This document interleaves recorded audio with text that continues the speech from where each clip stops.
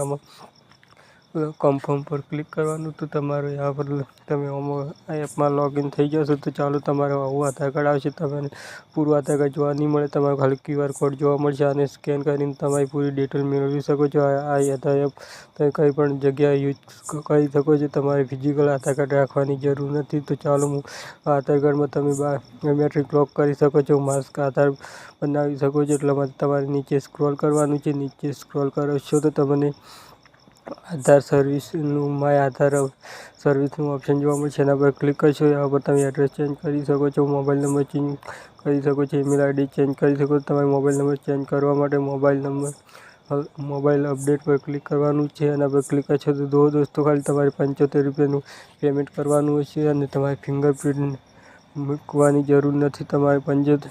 તમારે mobile number પહેલો જૂનો હોવો જોઈએ. એમાં OTP આવશે. OTP નાખીને તમારે OTP નાખવાનો રહેશે.